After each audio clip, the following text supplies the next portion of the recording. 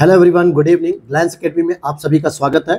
और हम लोगों ने लास्ट टाइम पीटी 365 की जो करंट अफेयर्स थी उसको हम लोग कवर कर रहे थे, जो आपकी अपडेटेड लेटेस्ट आ चुकी है जनवरी 2024 से मार्च 2024 तक की, जैसा आप लोगों ने थंबनेल में भी देख लिया होगा।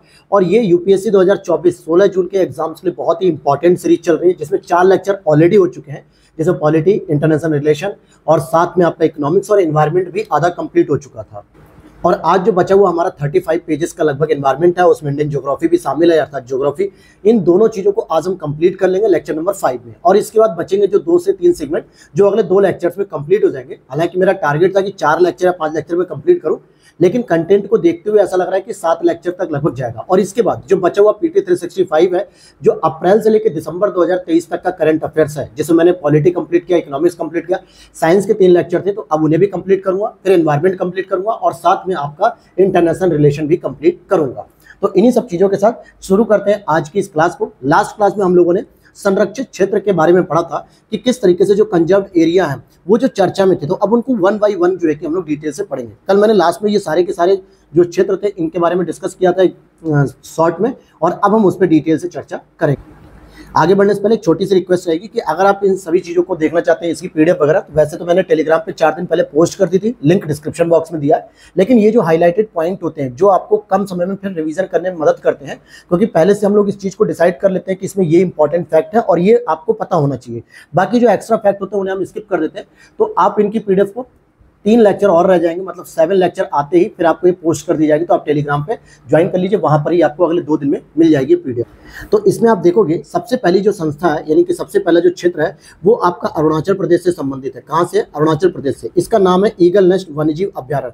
ये क्यों चर्चा में रहा? AWS अर्थात कि ईगल नेस्ट वन्यजीव अभ्यारण्य। पहले तो नाम ही पूछ लेगा कि किस राज्य में मिलान करने के लिए।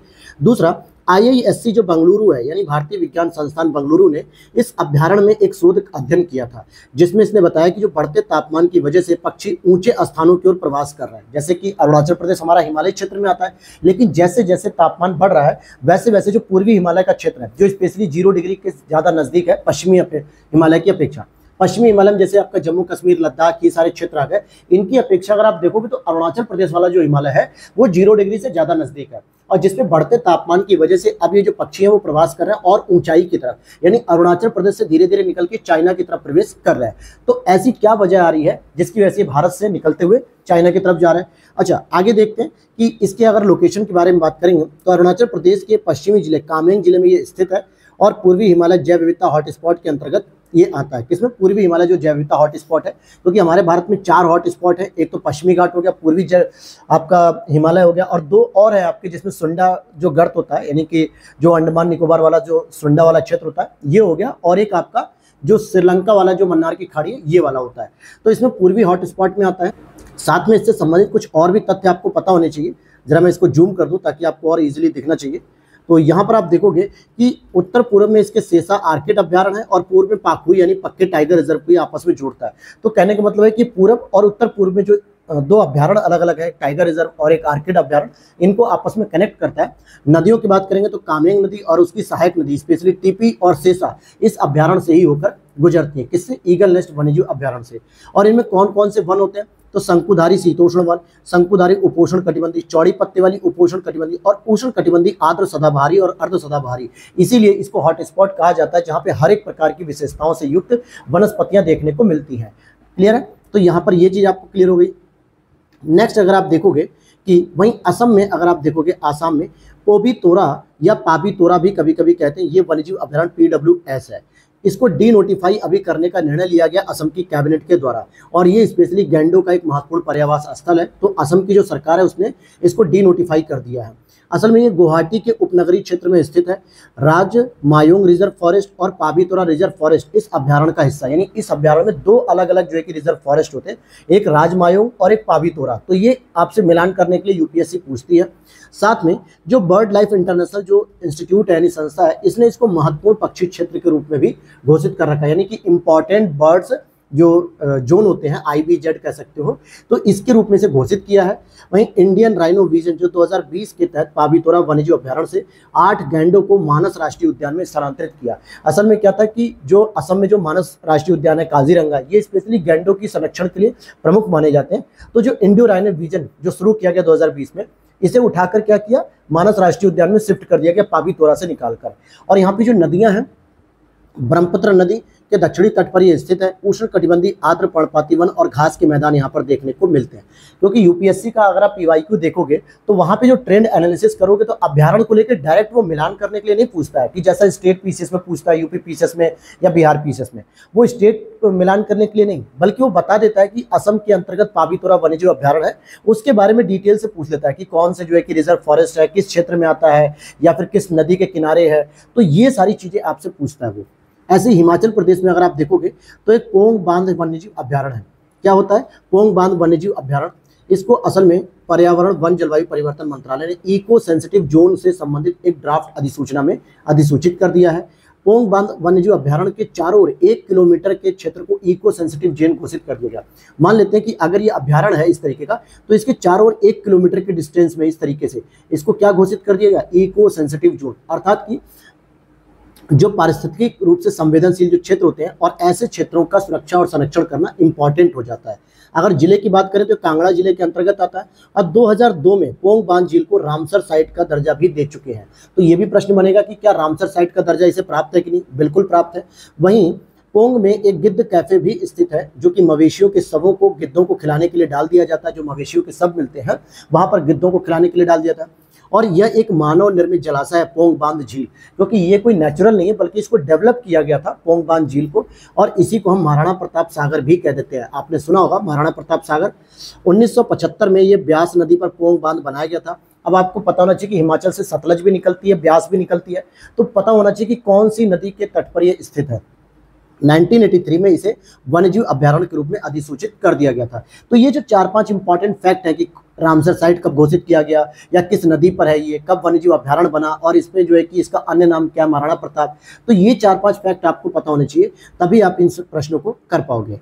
ऐसे कूनो राष्ट्रीय उद्यान की बात करेंगे, केएनपी यानी कि जो कूनो नेशनल पार्क है, ये एमपी के अंतर्गत है। प्रोजेक्ट चीता, जो प्रोजेक्ट चीता चलाया गया था, इसके अंतर्गत कूनो में नामीबिया से लाई गई मादा चीता ने 4 शावकों को जन्म दिया। अर्थात जो मादा चीता आई थी उसने 4 शावकों को जन्म दिया, कि 4 बच्चों को और जन्म दिया। अब कूनो के बारे में जान लो तो पहली चीज मध्य प्रदेश में स्थित है, विंध्यन पहाड़ियों का हिस्सा है, और यहाँ पे कूनो नाम की एक नदी भी बहती है। इसलिए जो है कि इसके जो जल का स्रोत है वो कूनो नाम की नदी है। और ये शुष्क पर्णपाती, यानी यहाँ पे बारिश बहुत कम होती है, और सामान्यतः पत्ते क्या होते हैं, पेड़ों से गिर जाते हैं एक मौसम में। स्पेशली यहाँ पे करधई, सलाई और खैर के वृक्षों से घास के विशाल मैदान मिलते हैं। तो खैर का वृक्ष क्या होता है, जो कत्था बनाने के काम आता है। कत्था क्या होता है, जो पान में लगता है, जिसकी वजह से पान रेड हो जाता है, वो चीज़ है। फिर आगे देखते हैं, राष्ट्रीय चंबल अभ्यारण्य की बात करते हैं, नेशनल चंबल सेंचुरी की बात कर लेते हैं। तो इसको देखोगे 2 दशकों के बाद एनसीएस में, यानी नेशनल चंबल सेंचुरी में इंडियन ग्रे वुल्फ को देखे जाने की पुष्टि हुई है। इंडियन ग्रे अर्थात कि जो इंडियन कलर का जो भेड़िया होता है, इंडियन ग्रे वुल्फ का, इसको देखा गया है। अब यहाँ पे राष्ट्रीय चंबल अभ्यारण्य की बेसिक जानकारी पता होनी चाहिए कि राजस्थान, एमपी और उत्तर प्रदेश, ये इन तीनों देशों के जो मतलब इन तीनों राज्यों की जो ट्राई जंक्शन बाउंड्री है, जहाँ पे तीनों राज्यों की मिलती है, वहीं पर इसको इस्टेब्लिश किया गया है। 1979 में चंबल नदी पर एक नदी अभ्यारण्य के रूप में स्थापित किया गया था। और चंबल मुख्य रूप से यमुना की एक सहायक नदी भी है।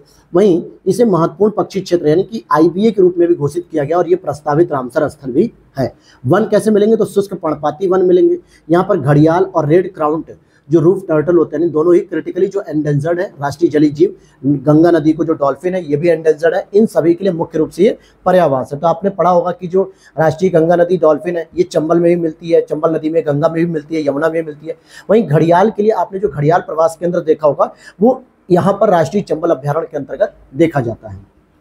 अब यहाँ पर देखिए, ये जो टॉपिक अभी चल रहा है, ये ज़्यादा डिटेल में डिस्कस करने के लायक नहीं, बस यहाँ पर जो इंपॉर्टेंट फैक्ट है, जो अंडरलाइन किए गए, जो आपको कम से कम पता रहना चाहिए, तो बस इतने ही चीज़ों को डिस्कस करेंगे। फिर अभी जब हम आगे लगभग अगले 5 से 7 मिनट बाद जब इन टॉपिक से निकलेंगे, तो यहाँ पे डिटेल वाले जब टॉपिक आएंगे तो वहाँ हम डिस्कस करेंगे।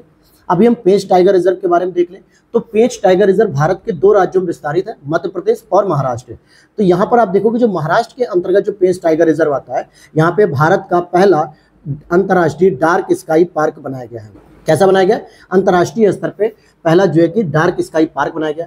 और इस पीटीआर का मतलब पेंच टाइगर रिजर्व को रात्रिकालीन आकाश को स्पष्ट रूप से देखने लायक बनाने के लिए, प्रकाश प्रदूषण को रोकने के लिए और खगोल विज्ञान अध्ययन को बढ़ावा देने के लिए डार्क स्काई पार्क का दर्जा दिया गया। तो अब यहाँ पे क्या होगा कि सामान्यतः पॉल्यूशन को कम किया जाएगा ताकि रात में आकाश साफ दिखे, जो उसमें गैलेक्सी, तारे, जो भी चीज़ आपको देखनी है वो दिख सके ईजिली।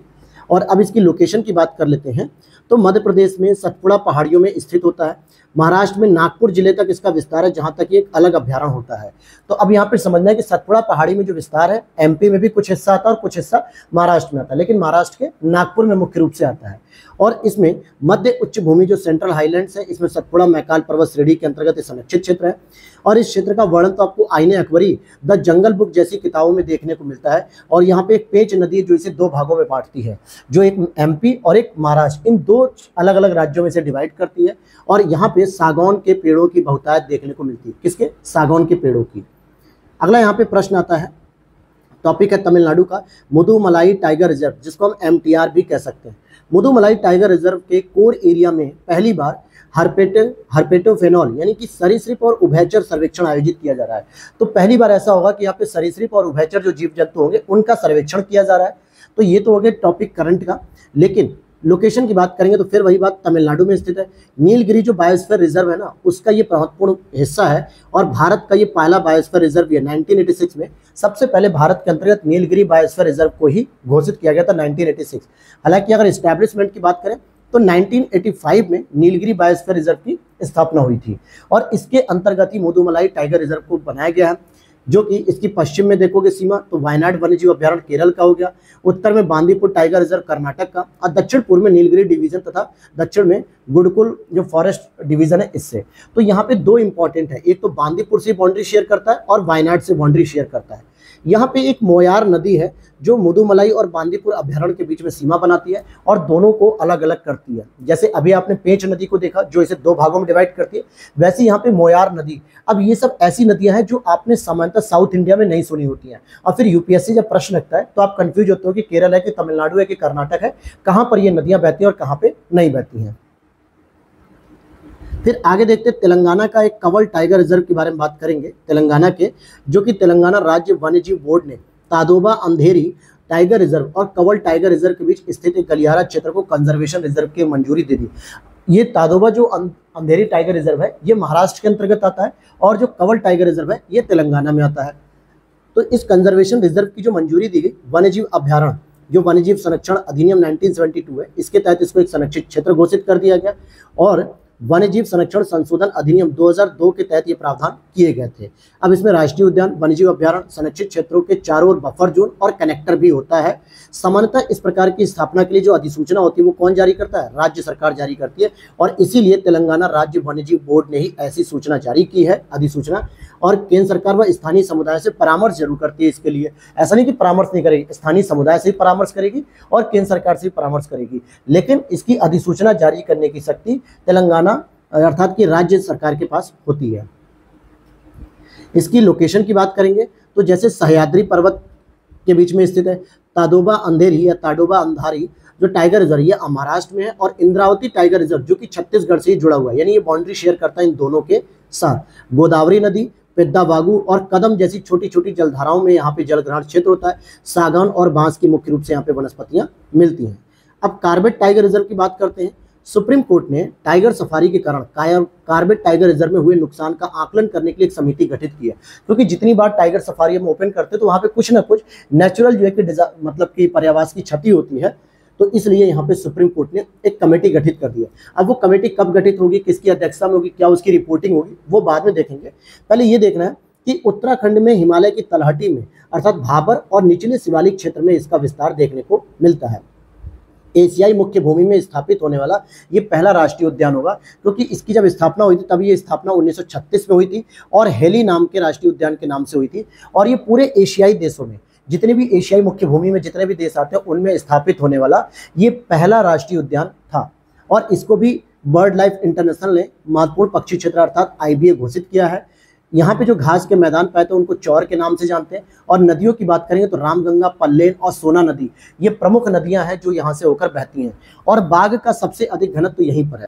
जो अभी हमने 2022 की जो रिपोर्ट पढ़ी थी NTCA की, नेशनल टाइगर कंजर्वेशन अथॉरिटी, जिसने ये कहा था कि सबसे अधिक जो टाइगर हैं वो मध्य प्रदेश में स्थित है। लेकिन अगर ऐसा कौन सा वन्यजीव अभ्यारण्य या राष्ट्रीय उद्यान है जहां पर सबसे अधिक बाघ मिलते हैं, तो वो आपका जिम कॉर्बेट अर्थात कॉर्बेट टाइगर रिजर्व है, जहां पे सबसे अधिक बाघ देखने को मिलते हैं। लगभग 200 प्लस जो है कि यहाँ पे बाघ अकेले हैं।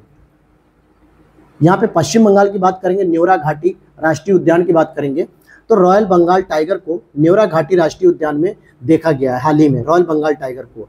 और यहाँ पर लगभग 10,509 फीट पे बाघों की उपस्थिति की पुष्टि की गई है। अब इसके बारे में बात करें तो यह उद्यान पंगोला मतलब पंगोलाखा वन्यजीव अभ्यारण्य सिक्किम और तोरसा स्टेट रिजर्व भूटान से जोड़ता है। अर्थात ये एक इंटरनेशनल सीमा साझा करता है। न्योरा घाटी राष्ट्रीय उद्यान भूटान और सिक्किम के साथ बाउंड्री शेयर करता है, लेकिन भूटान एक देश है, इसलिए हम कह सकते हैं कि अंतर्राष्ट्रीय स्तर पर ये बाउंड्री शेयर करता है। पूर्वी हिमालय में स्थित वैश्विक जैव विविधता हॉटस्पॉट का भी हिस्सा है और यहाँ पे महत्वपूर्ण पक्षी क्षेत्र भी इसे घोषित किया गया है। यहाँ पे एक इंपॉर्टेंट नदी जो है वो न्योरा नदी होगी।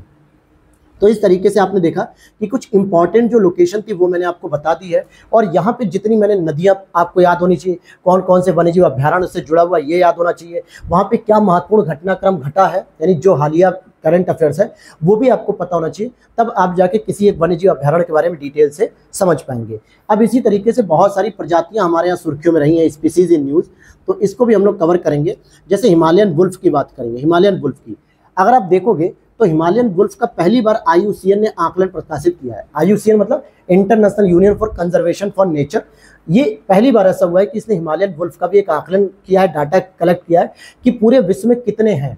तो यहाँ पे देखोगे इनकी रिपोर्ट में ये कहा गया कि पर्यावास यानी जो आबादी वाले क्षेत्र जहाँ पे देखे जाते हैं उनमें अब कमी आ रही है और गुणवत्ता में लगातार गिरावट है। कुल आबादी जो है हिमालयन वुल्फ की, जितने भी हिमालयन वुल्फ का मतलब क्या हो गया, हिमालय का जितने देशों में विस्तार है, अब करीब करीब 8-10 देशों में विस्तार है। अफगानिस्तान हो गया, पाकिस्तान हो गया, भारत हो गया, नेपाल हो गया, भूटान हो गया, म्यांमार हो गया, फिर चाइना हो गया, इन सभी देशों में जो इसका विस्तार है।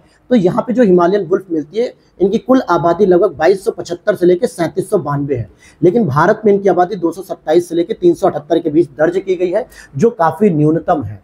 तो ये पता होना चाहिए आपको। वहीं इनकी अगर हम मतलब कि स्टेटस की बात करें तो IUCN के अंतर्गत इनको वल्नरेबल में रखा गया है। वन्य जीव संरक्षण अधिनियम 1972 के तहत अनुसूची फर्स्ट में रखा गया है। और साइट्स होता है, इसको भी हमने साइट्स के परिशिष्ट वन में रखा है। अब इनके बारे में अगर आप जानोगे तो ये आकार में भारतीय और यूरोपीय भेड़ियों से भी बड़े होते हैं, यानी कि भारतीय और यूरोपीय भेड़ियों से काफ़ी बड़े होते हैं। ये सामान्यतः घरेलू शिकार की अपेक्षा जंगली शिकार को प्राथमिकता देते हैं। घरेलू शिकार का मतलब क्या हो गया कि ये किसी व्यक्ति को जो है कि खाने से बढ़िया है कि वो किसी जानवर को खाते हैं जो जंगल में ईजिली मिलते हैं।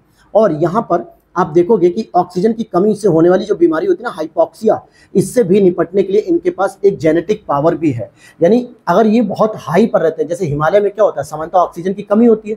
आप जब कभी पहाड़ी क्षेत्रों पे जाते हो तो वायुदाब में कमी होने से ऑक्सीजन की भी कमी होने लगती है।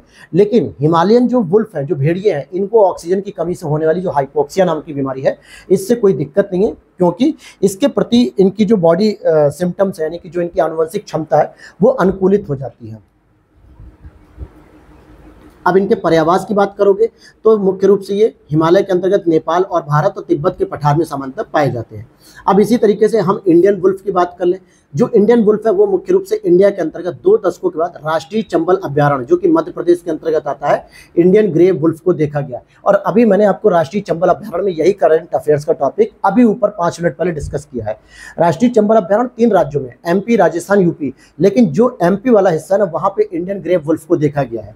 तो इसकी जो IUCN स्टेटस है वो है लिस्ट कंसर्निंग वन्यजीव संरक्षण अधिनियम में इसकी जो स्टेटस है वो अनुसूची फर्स्ट है। साइट्स में भी इनकी जो लिस्ट है वो परिशिष्ट 1 है। यहाँ पे आप देखोगे तो ये स्पेशली झुंड में आपसी तालमेल के साथ ये मांसाहारी जीव की तरह शिकार करते हैं, अर्थात इस सामूहिक व्यवहार को दर्शाते हैं। ये कभी भी अकेले नहीं जाते, हमेशा 10-12 लोगों के ग्रुप में ये जाते हैं।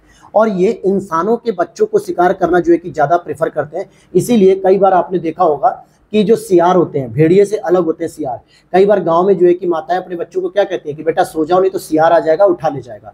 क्योंकि वो भी इस घटनाओं को कई बार सुनी रहती हैं। और इन घटनाओं को चाइल्ड लिफ्टिंग कहा जाता है, यानी कि बच्चे को जब पीठ पे टांग के ले जाते हैं भेड़िए, तो इसी को कहा जाता है इंसान के बच्चों का शिकार करना ये ज़्यादा प्रेफर करता है। लोकेशन की बात करेंगे तो ओडिशा, बिहार जैसे पूर्वी राज्यों में नमी व कम घनत्व वाले वनों में पाया जाता है और इनकी आबादी का पता लगाने के लिए ऑपरेशन भेड़िया भी चलाया गया था भारत सरकार के द्वारा। केंद्रीय चिड़ियाघर प्राधिकरण ने भारतीय चिड़ियाघरों में संकटग्रस्त जो प्रजातियां हैं उनके लिए एक संरक्षण प्रजनन कार्यक्रम भी शुरू किया, जिसमें भारतीय भेड़िए को भी शामिल किया गया था। फिर अगली बात हम करते हैं यहाँ पे तिब्बती भूरा भालू, जो कि पहली बार दुर्लभ जो तिब्बती भूरा भालू है ये सिक्किम में देखा गया। कहाँ पे देखा गया? सिक्किम में देखा गया। लिस्ट कंसर्निंग जो है कि इसकी स्टेटस है अनुसूची फर्स्ट में आता है और साइट्स के परिशिष्ट वन में आता है। ये स्पेशली तिब्बती नीले भूरे के नाम से भी इसको जाना जाता है, तिब्बती नीले भूरे के नाम से भी जाना जाता है, भालू के नाम से। यह सर्वाहारी है, अर्थात ये पौधे भी खाते हैं और ये जानवर भी खाते हैं और इनका जो जीवन काल है ये 20 से 30 वर्ष का होता है। अब यूपीएससी को मान लो अगर इस पे कोई प्रश्न बनाना है तो ये 4 स्टेटमेंट बना देगी। एक स्टेटमेंट क्या करेगी, इन तीनों में से किसी एक का स्टेटस पूछ लेगी कि भाई साइट्स के अंतर्गत इनका स्टेटस कहाँ है। दूसरा स्टेटमेंट के भी हाल ही में किस राज्य में देखा गया, सिक्किम में। तीसरा ये पूछ ले कि इनका जो है कि जीवन काल कितने वर्ष का होता है, 20 से 30 वर्ष। ये किस प्रकार के होते हैं, सर्वाहारी होते हैं, मांसाहारी होते हैं या ये आपका जो है कि शाकाहारी होते हैं। तो आपको बताना सर्वाहारी। तो ये 4-5 पॉइंट ऐसे होते हैं और इससे बाहर कुछ और नहीं पूछेगा। भालू के बारे में ये थोड़े पूछे भालू कहाँ घूम रहा है। क्लियर? आगे देखोगे आप बिटरॉन्ग की बात करेंगे तो असम के काजीरंगा राष्ट्रीय उद्यान में बिटरॉन्ग नामक एक नई स्तनधारी प्रजाति को लाया गया। स्तनधारी प्रजाति है। इसकी अगर हम IUCN स्टेटस की बात करेंगे तो वल्नरेबल में आती है और वन्यजीव संरक्षण अधिनियम अनुसूची फर्स्ट, साइट्स की थर्ड में। अभी तक जितने भी आपने पढ़े वो सारे के सारे साइट्स 1 में थे, लेकिन अब ये साइट्स की थर्ड परिशिष्ट में आता है। इसे bear cat, Indian bear cat या एशियन सीवेट भी कहा जाता है और ये एकांतवासी और रात्रिचर होती है, यानी ये एकांत में रहना पसंद करता है और स्पेशली रात्र में जो है रात्रि घूमना पसंद करता है। भारत के अंतर्गत ये Meghalaya, Sikkim, Indonesia, Thailand, Malaysia में ये पाया जाता है। छोटे पंजे वाला जो ऊदबिलाव होता है, ऊदबिलाव, इसको देखोगे तो इसे भी काजीरंगा राष्ट्रीय उद्यान में अभी ऊदबिलाव को जो है कि एक नई स्तनधारी के रूप में प्रजाति को लाया गया है। वल्नरेबल के अंतर्गत ये भी आती है, अनुसूची फर्स्ट में आती है, परिशिष्ट 1 में आती है। ये सबसे छोटी जो है कि ऊदबिलाव प्रजाति है जो पूरे विश्व में पाई जाती है और इनके जो छोटे छोटे पंजे होते हैं ना, ये आंशिक रूप से जालीनुमा पैर होते हैं जो उन्हें कुशल जलीय शिकारी बनाते हैं, जिससे जल में आसानी से तैर पाते हैं इन पंजों की वजह से। और ये सामाजिक प्राणी होते हैं, पारिवारिक समूहों में भी रहते हैं। मुख्य रूप से ताजे जल के पर्यावासों में रहते हैं जो मीठे जल होते हैं और ताजे जल होते हैं, रुके हुए पानी में नहीं। जैसे पश्चिम बंगाल, असम, अरुणाचल प्रदेश, कर्नाटक, तमिलनाडु, केरल में भी ये पाए जाते हैं और दक्षिण पूर्व एशिया और चाइना में भी ये पाए जाते हैं। अब इसके बाद अगर हम देखें डॉग हिरण की बात, अब आप लोगों को ऐसा भी लग सकता है कि सर ये तो केवल आप रीडिंग कर रहे हो फैक्चुअल इन्फॉर्मेशन को। तो मेरे भाई जो इंपॉर्टेंट फैक्चुअल इन्फॉर्मेशन हो सकती थी वो मैंने अभी इसको कलेक्ट किया है। फिर आगे जैसे ही अगले 5 से 7 मिनट में ये टॉपिक खत्म हो जाएंगे तो आपका थोड़ा डिटेलिंग वाला आएगा, जहाँ पे आपके साथ मैं डिस्कस करूंगा और आपको और चीज़ें आसान करके समझाऊंगा, जैसा कि पहले लेक्चर में हुआ, इससे दूसरे लेक्चर में हुआ। तो जहाँ पे आपको फैक्चुअल इन्फॉर्मेशन मिलेगी आपको उसके साथ जो है कि चलना पड़ेगा, आपको कहीं ना कहीं इसमें अपना करना पड़ेगा, ठीक है। और दूसरी बात अगर हम करें कि अगर आप इस तरीके के फैक्ट को याद नहीं करोगे ना तो कई बार यूपीएससी हमेशा इस कॉन्सेप्ट ही नहीं पूछता बल्कि फैक्ट भी शामिल करता है इस तरीके से कि आप कंफ्यूज हो जाओगे। तो ये छोटे छोटे फैक्ट्स हैं जिनको आपको तैयार करके चलना पड़ता है। चलिए आगे देख लेते हैं हम। इसमें जो हम पढ़ रहे थे अभी डॉग डियर के बारे में, अर्थात हिरण के बारे में, तो ये पहली बार राजाजी टाइगर रिजर्व उत्तराखंड के अंतर्गत देखा गया। एंडेंजर्ड के अंतर्गत IUCN में स्टेटस है, वन्यजीव संरक्षण अधिनियम में अनुसूची फर्स्ट में स्टेटस है और परिशिष्ट 1 में स्टेटस है। ये शाकाहारी होते हैं और ये घास खाते हैं। मादाएं जो होती है सामान्यतः नर की तुलना में थोड़ी छोटी होती है और उनके सींग नहीं होते हैं। ये लंबी घास और घनी वनस्पति वाले बाढ़कृत घास के मैदानों में रहते हैं, यानी जो बाढ़ वाला मैदान होता है सामान्यतः घनी वनस्पति होती है तो लंबी घास होती है। जैसे भारत, पाकिस्तान, दक्षिण पूर्व एशिया के उष्ण कटिबंधीय और उपोष्ण कटिबंधीय जलवायु में पाए जाते हैं। अभी 14 जनवरी 2024 को मकर संक्रांति के अवसर पे नरेंद्र मोदी जी के द्वारा पुंगनुर गाय को जो है कि चारा खिलाया गया। प्रधानमंत्री जी ने पुंगनुर गाय को चारा खिलाया। इसकी खासियत क्या है कि बौनी गाय के रूप में जानी जाती है। ये बहुत छोटी गाय मानी जाती है। इसका कद मुश्किल से 70 से 90 सेंटीमीटर होता है। अब आप लोग अपने घर में 70 से 90 सेंटीमीटर का जो है कि एक इंची टेप लेकर नाप लीजिए कि कितनी ऊंचाई इसकी होगी। दुनिया में कुबड़ वाली सबसे छोटे आकार की मवेशी नस्लों में से एक मानी जाती है, क्योंकि इसकी यहाँ पे आप देखोगे तो ये कुबड़ भी दिख रही है। क्या दिख रही है? कुबड़। जहाँ पे मैं ब्लू कलर का कर रहा हूँ, ये देखो, ये कुबड़ है और कुबड़ के मामले में दुनिया में सबसे छोटा मवेशी है। यह गाय एक बार बछड़े को जन्म देने के बाद प्रति लैक्टेशन लगभग 546 किलोग्राम दूध देती है और इस गाय के दूध में औसतन 5% तक फैट भी होता है। ये पुंगनुर गाय कहाँ पर थी जहाँ पे मोदी जी ने इसको चारा खिलाया? मुख्य रूप से आंध्र प्रदेश के चित्तूर जिले में पुंगनुर नाम का एक गांव है, वहाँ की स्थानिक नस्ल है और इसी गांव के नाम पे इसको पुंगनुर गाय भी कहा जाता है, जो कि गर्म और शुष्क जलवायु में रहती है। गोल्डन लंगूर की बात करेंगे। अभी एक नवीनतम सर्वेक्षण हुआ जिसमें बताया गया कि भारत में लगभग 7,396 गोल्डन लंगूर हैं। कितने हैं? 7,396। स्टेटस क्या है इनका? IUCN में एंडेंजर्ड है, अनुसूची फर्स्ट में आते हैं और साइट्स की परिशिष्ट वन में आते हैं। इन्हें ओल्ड वर्ल्ड मंकी के एक बड़े समूह से संबंधित है और इन बंदरों को कोलोबाइंस भी कहा जाता है। कोलोबाइंस किसे कहते हैं? जो सामान्यतः पत्ती खाने वाले प्राइमेट्स होते हैं, जुगाली करने वाले जानवरों के समान ये बहुकोष्ठी पेट होते हैं, यानी कि जुगाली करते हैं, अर्थात मुंह चला के अपना जो भोजन होता है उसको पचाते हैं। गोल्डन लंगूर की जो फर का रंग होता है ना, ये मौसम के अनुसार बदलता है, ये स्टेटमेंट जरा याद रख लेना, क्योंकि जब इसकी जो है कि मौसम में परिवर्तन होता है, जैसे गर्मियों में ये क्रीम कलर का हो जाता है और ठंडियों में ये गोल्डन कलर का हो जाता है, अर्थात मौसम के तापमान में परिवर्तन होने से ही इसके कलर में परिवर्तन होता है। अब यहाँ पे इनकी प्रकृति जो है वो दिनचर है। दिनचर यानी दिन में सक्रिय है और वृक्षों पर सामान्यतः रहते हैं और रात में चुप मार के सोते हैं। ये असम, ब्रह्मपुत्र नदी घाटी और भूटान में उपोष्ण कटिबंधी और समशीतोष्ण क्षेत्रों में पाए जाते हैं। अब ये इंडियन स्कीमर कुछ मुझे खास नहीं लगा, लेकिन हम यहाँ पे लैंटाना कैमारा की बात करेंगे, जो कि एक आक्रामक प्रजाति के रूप में जानी जाती है। कौन सी? Lantana camara. ठीक है।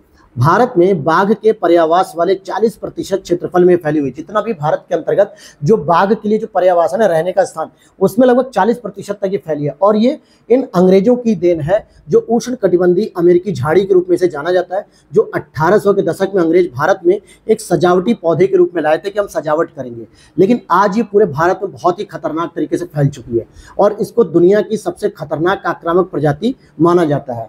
तो अब देखिए ये क्या करती है, जो स्थानीय प्रजातियां होती है, जो स्थानीय घास पौधे होते हैं, उनको समाप्त कर देती है। उनका जो है कि जितना भी पोषक तत्व होता है वो सारा का सारा अपने पास अवशोषित कर लेती है और ऐसे में ये आसपास की पूरी वनस्पति को सुखा देती है। तो ये सबसे खतरनाक मानी जाती है और देखने में तो ऐसा लग रहा है कि हाँ ये डेकोरेशन के लिए अच्छे से काम कर सकते हैं।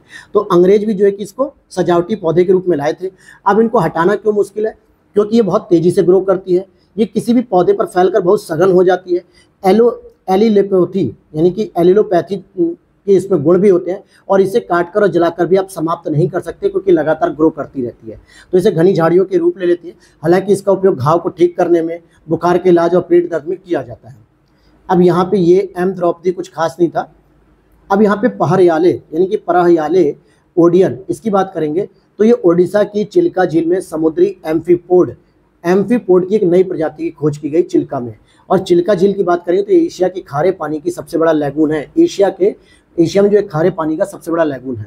इसकी बात करें तो इसका रंग जो है कि भूरे रंग का होता है और ये 13 जोड़े इसमें पैर होते हैं, 13 जोड़े पैर होते हैं। एम्फीपोड क्रस्टेशियाई वर्ग से संबंधित है। क्रस्टेशियंस आर्थ्रोपोडा संघ के अकशेरुकी यानी इनवर्टिब्रेट, जिसमें हड्डियां नहीं होती हैं, जैसे केकड़ा, लॉबस्टर, क्रेसिंग, झींगा, क्रिल, इनके उदाहरण के रूप में इसको माना जाता है। इनका जो शरीर होता है ये बाहरी कंकाल से ढका होता है, जो कि कठोर जो है कि बाहरी कंकाल होता है और ये खंडित होता है, जैसे केकड़े वगैरह के खंडित होते हैं। 2 समान हिस्सों में विभाजित होते हैं, मतलब एक हिस्सा जो है कि शरीर का कुछ इस तरफ होता है और एक हिस्सा कुछ शरीर का इस तरफ होता है। तो ये बीच में एक तरीके से डिवाइडेड फॉर्म में होता है। स्वतंत्र रूप से ताजे जल के स्रोतों में या समुद्र में पाए जाते हैं। तो ये तो होगी प्रजातियों के बारे में।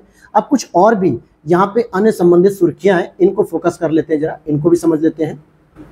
अब यहाँ पर हमको सबसे पहले पढ़ना है इंटरनेशनल बिग कैट अलायंस, जो मैं आपसे बात कर रहा था, कल की मैंने क्लास में पढ़ाया भी था, IBCA अर्थात इंटरनेशनल बिग कैट अलायंस की बात करें तो केंद्रीय मंत्रिमंडल ने IBCA की स्थापना को मंजूरी दे दी है और इसका जो हेडक्वार्टर होगा वो भारत में स्थापित किया जा रहा है। कहाँ पर? भारत में स्थापित किया जा रहा है। और यह मुख्य रूप से 5 वर्षों के लिए 2023-24 से लेकर 27-28 के लिए लगभग 150 करोड़ रुपए की प्रारंभिक सहायता प्रदान करेगा। और इसकी बात करें तो इसमें ब्राजील, नेपाल, बांग्लादेश, मलेशिया सहित 16 देशों ने आधिकारिक तौर पर भारत के नेतृत्व वाले IBCA में शामिल हो गए।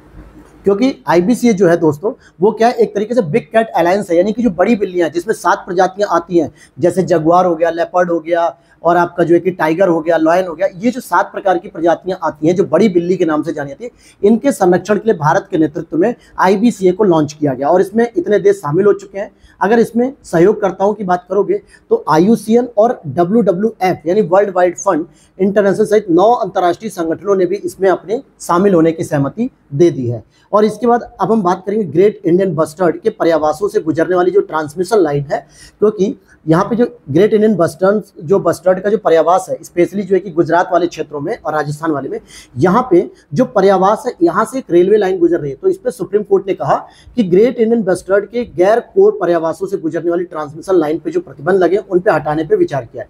इसके लिए एक विशेषज्ञ समिति का गठन किया गया। तो जमीन से ऊपर और भूमिगत ट्रांसमिशन जो बिजली लाइनें लगाने की जो व्यवहार्यता है और सीमा की जांच की जाएगी। तो 2021 में सुप्रीम कोर्ट ने राजस्थान और गुजरात राज्यों में बिजली कंपनियों को हाई टेंशन बिजली के तारों को भूमिगत करने का आदेश दिया था कि जो बड़ी बड़ी जो आपकी हाई टेंशन की तार है, जिसमें जो है कि ये पक्षी जो है ग्रेट इंडियन बस्टर्ड, ये उड़ते हुए आते हैं, अचानक जो है कि इन तारों में फंस जाते हैं और जिनसे उनकी मृत्यु हो जाती है। तो क्यों ना अगर इन तारों को हम भूमिगत कर दें, जमीन के अंदर अंडरग्राउंड कर दें, तो इससे जो है कि ये जो हाई टेंशन तार है ये अंडरग्राउंड भी हो जाएंगे, सुरक्षा भी हो जाएगी, प्लस इनको बचाने में भी सुरक्षा मिलेगी। तो इसके लिए WII अर्थात कि भारतीय वन्यजीव संस्थान देहरादून के जो निदेशक होंगे, इनके द्वारा इसकी अध्यक्षता की जाएगी और इनका काम है कि 31 जुलाई 2024 तक या उससे पहले अपनी रिपोर्ट को पेश कर दिया जाएगा कोर्ट के सामने, जिसपे ये पुनर्विचार जो करेंगे कि बस्टर्ड की सुरक्षा के लिए कौन कौन से महत्वपूर्ण क्षेत्र हो सकते हैं और बस्टर्ड के पर्यावास में आने वाला जो क्षेत्र है सौर ऊर्जा क्षेत्र के विकास के लिए और भी महत्वपूर्ण है, इसके अतिरिक्त और भी जो जिम्मेदारियां उन पे विचार करेंगे। फिर यहाँ पे एक और पॉइंट है आपका स्टार करके है, जिसको species threat abatement and restoration metric, ये जो स्टार मैट्रिक कार्यक्रम है इसको सीधे पूछा जा सकता है कि IUCN के द्वारा शुरू किया जा रहा है। इसमें क्या था, अन्य संगठनों और विशेषज्ञों की भागीदारी ने आरंभ किया और इसका अब समुद्री क्षेत्रों में भी उपयोग करने के लिए विस्तार किया जा रहा है। अभी इससे क्या हो रहा है कि स्थलीय क्षेत्रों में तो उपयोग किया ही जाता है, जो कि 2021 में लॉन्च किया गया था। अब ये IUCN ये चाहता है कि जो स्टार मैट्रिक जो कार्यक्रम है, जो स्पीसीज को, जो संकट में जो स्पीसीज है उनको बचाने के लिए, उनके संरक्षण के लिए या उनके पुनर्वास के लिए, अब इसको स्थलीय सीमाओं के साथ साथ हम समुद्र के अंतर्गत भी इसे करेंगे, क्योंकि संकटग्रस्त प्रजातियों की जो IUCN है वो रेड सूची में मौजूदा डेटा का उपयोग करे जाएंगे और इससे अंतर्राष्ट्रीय संरक्षण के लक्ष्यों में योगदान मिलेगी, जिससे विशेष अवस्थितियों में हम विशिष्ट कार्रवाई की क्षमता का आकलन कर पाएंगे। जिसमें आप देखोगे कि दो प्रकार की कार्रवाई करता है। एक तो होता है खतरा उन्मूलन, यानी कि जिस प्रकार के खतरा उनको समाप्त करो, और पर्यावास को कैसे आप रिस्टोर कर सकते हो कि ताकि इनमें और भी नई नई स्पीसीज है जो है कि रिस्टोर हो सके। इसलिए जो स्टार करके जो कार्यक्रम है ये किसने शुरू किया, IUCN ने किया। अब अगला है आपका BCA बायोडाइवर्सिटी क्रेडिट अलायंस की बात करेंगे। तो इसको मुख्य रूप से Kunming Montreal global biodiversity framework के तहत वित्त पोषण संबंधी लक्ष्यों के लिए बायो क्रेडिट्स जैव विविधता क्रेडिट के उपयोग में तेजी लाने पर बल दिया जा रहा है। जो BCA है ये मुख्य रूप से कुनमिंग मॉन्ट्रियल जो ग्लोबल बायोडाइवर्सिटी फ्रेमवर्क था, चाइना के अंतर्गत कुनमिंग है, यहाँ पे वित्त पोषण करने के लिए बायो क्रेडिट्स के उपयोग में तेजी लाने पर फोकस किया गया है, क्योंकि इससे जैव विविधता से समय संरक्षण, पुनर्बहाली और प्रभावी उपायों के लिए वित्त पोषण करने में मदद मिल सकेगी। जहाँ जहाँ पे जो भी संस्थाएं हैं, जब वो संरक्षण, पुनर्बहाली या प्रभावी उपायों के लिए जो पैसे की आवश्यकता होती है वो यहाँ से पूरी हो सकेगी।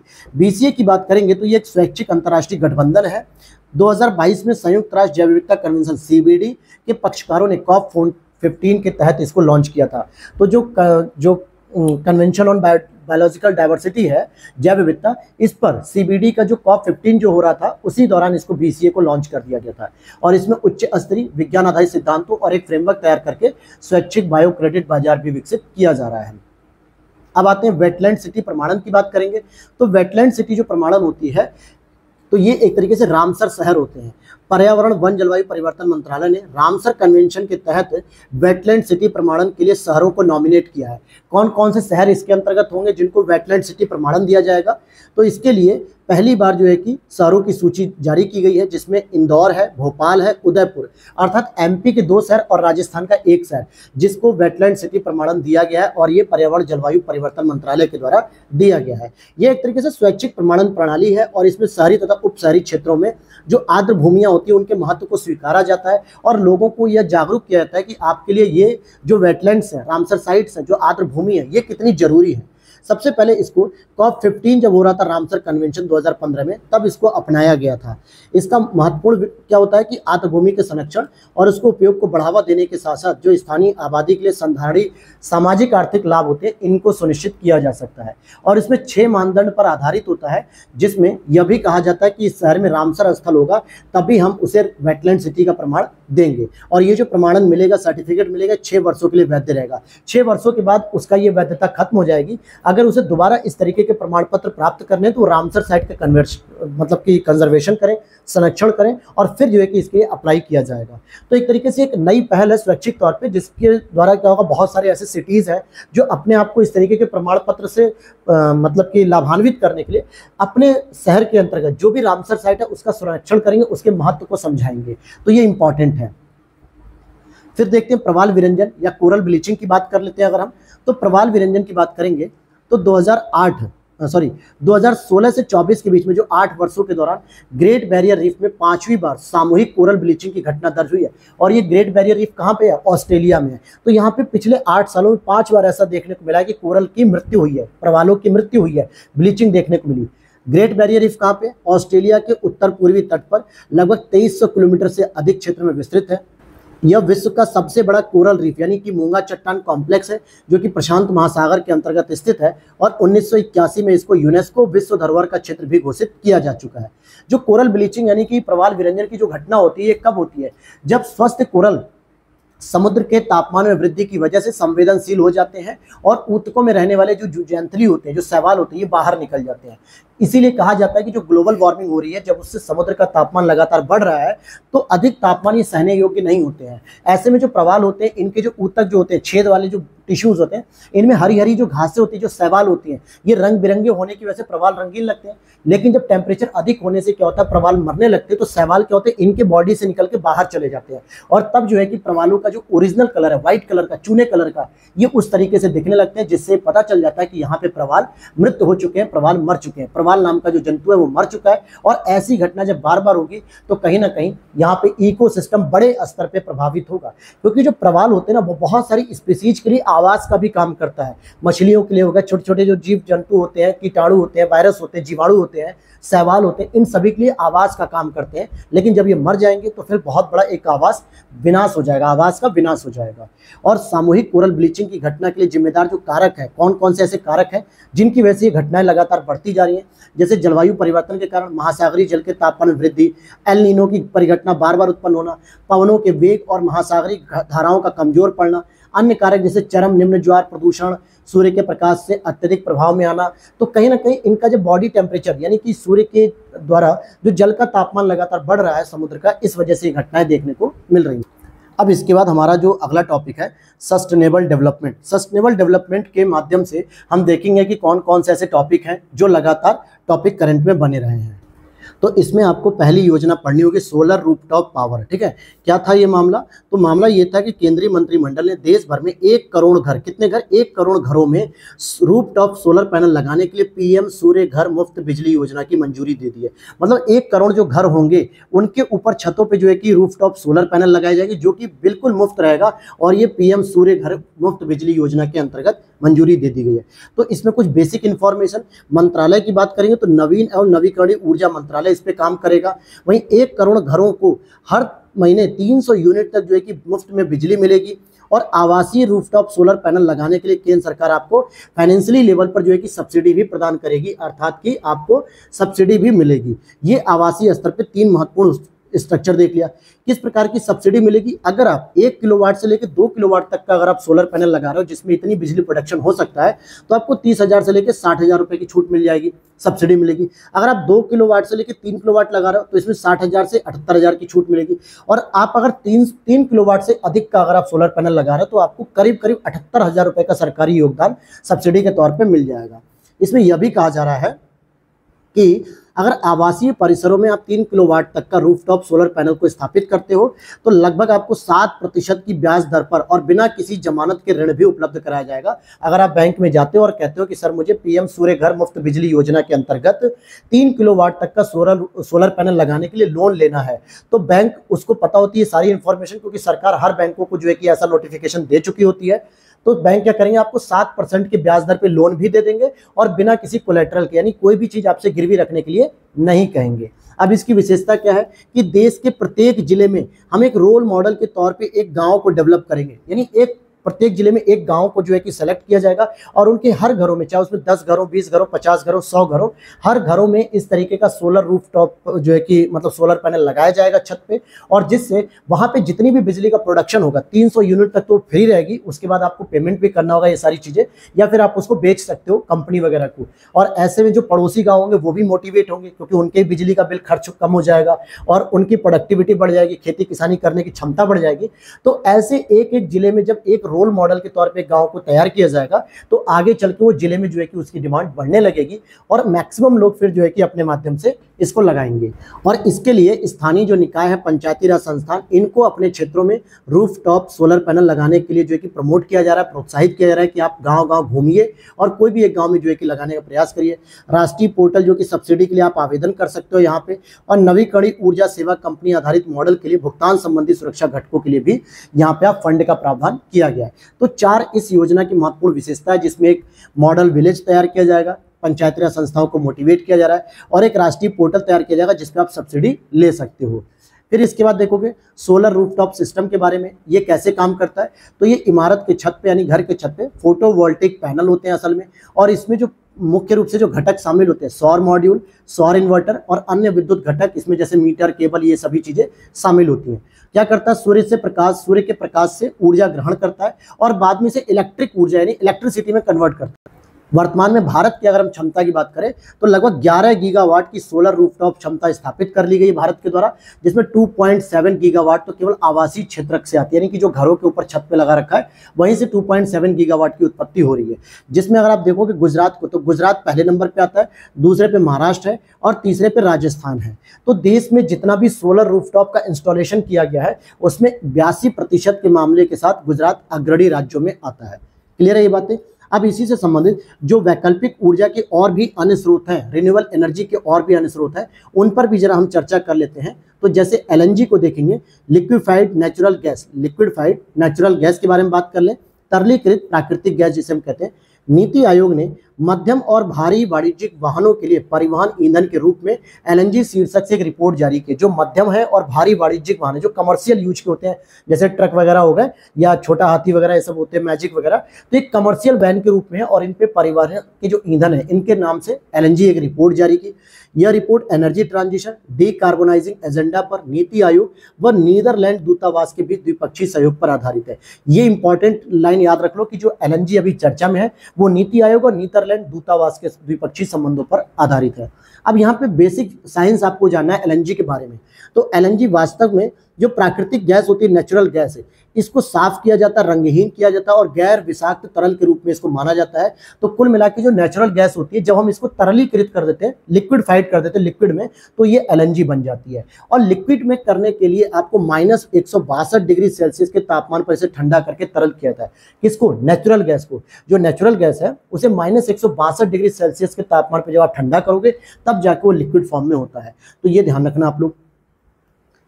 और एलएनजी को अपनाने में जो चुनौतियां आ रही हैं, जैसे कि पारंपरिक डीजल ट्रकों की तुलना में एलएनजी अपनाने में अधिक लागत भी आती है। फिर रिटेल आउटलेट्स की इसकी कमी है। अभी क्या है कि भारत में हर जगह पेट्रोल पंप है, इजीली डीजल और आपको पेट्रोल पंप मिल जाते हैं, लेकिन अभी भारत में इतनी जो है कि अवेलेबिलिटी नहीं है कि एलएनजी आराम से दुकानों पे या जो पेट्रोल पंप जैसी चीज़ों पे मिल जाए। और इसे अपनाने को लेकर बाजार में भी अभी दुविधा बनी हुई है कि हो सकता है इससे इंजन पे असर पड़ रहा हो, इससे जो है कि और भी चीज़ें खतरनाक रसायन निकल रहा हो। ये सारी चीज़ें अभी बनी हुई है प्रॉब्लम। यही चुनौती है जिसकी वजह से भी एलएनजी को खास प्रमोट नहीं मिल पा रहा है। जैव ईंधन की बात करेंगे यानी कि बायोफ्यूल, तो इस पे इंटरनेशनल ऊर्जा एजेंसी यानी अंतर्राष्ट्रीय जो ऊर्जा एजेंसी है, इसने रिन्यूएबल 2023 रिपोर्ट से जैव ईंधन की मांग में वृद्धि बताई है, जो कि एक सकारात्मक है, क्योंकि अब लोग जो है कि जो जीवाश्मिक ईंधन है उनकी अपेक्षा अगर बायो ईंधन की ओर ज़्यादा बढ़ रहे हैं, उसकी डिमांड ज़्यादा कर रहे हैं। इट मीन्स कि ये हमारे सोसाइटी के साथ साथ हमारे एनवायरनमेंट के लिए भी बेनिफिशियल है। रिपोर्ट बताती है कि 2023 से 28 के बीच में लगभग 5 साल में 38 बिलियन लीटर तक बढ़ने वाली है ये जैव ईंधन की मांग, जो कि पिछले 5 वर्षों की अपेक्षा 30% अधिक होगी। जिसमें ब्राजील, इंडोनेशिया, भारत जैसी अर्थव्यवस्थाओं में अब इसकी डिमांड ज़्यादा हो रही है, क्योंकि लगातार वर्तमान सरकार के द्वारा रिन्यूएबल एनर्जी पे फोकस किया जा रहा है, जिसमें विंड एनर्जी होगी, सोलर एनर्जी हो गई, ठीक है, टर्बाइन एनर्जी, ये सब इनको फोकस करके हम कहीं ना कहीं इसकी वृद्धि को बढ़ा रहे हैं, ताकि जो हमारे जीवाश्मिक ईंधन है, फॉसिल फ्यूल, इस पर निर्भरता कम हो सके, इनकी आयात वैल्यू कम हो सके और हम रिन्यूएबल एनर्जी की ओर बढ़ सकें। तो नवीकरणीय ऊर्जा ईंधन होता है ये एक तरीके से, जिसमें फसल अवशेष या ठूंठ जो पादप अपशिष्ट होते हैं, नगर पालिका के जो ठोस अपशिष्ट होते हैं, इनसे बायोगैस को ट्रांसप्लांट किया जाता है, अर्थात ट्रांसप्लांट तो नहीं, मतलब कि इसको जो है कि किसी प्रोसेस के द्वारा तैयार किया जाता है। क्लियर है। अब जैसे यहाँ पे डीजल व पेट्रोल के स्थान पर, जैसे अगर आप देखोगे कि जैव ईंधन का उपयोग आप डीजल या पेट्रोल के स्थान पे या उनके साथ मिश्रण में कर सकते हो, जैसे एथेनॉल हो गया जिसमें पेट्रोल और जो है कि आपका बायो ईंधन मिक्स होता है, संपीड़ित बायोगैस हो गया। तो इससे परिवहन क्षेत्र का जो विकार्बनीकरण होगा, क्योंकि जो कार्बन का जो उत्सर्जन हो रहा है वो कम हो सकेगा, कच्चे तेल पे जो हमारी निर्भरता है वो हमारी कम हो सकेगी विदेशों पर, और उत्पादन में, लेकिन इसकी चुनौतियां हैं कि उत्पादन की अधिक लागत होती है, खाद्य सुरक्षा और पानी की गुणवत्ता पर भी इसका नकारात्मक प्रभाव पड़ेगा, तो ये एक प्रॉब्लम भी क्रिएट करेगा।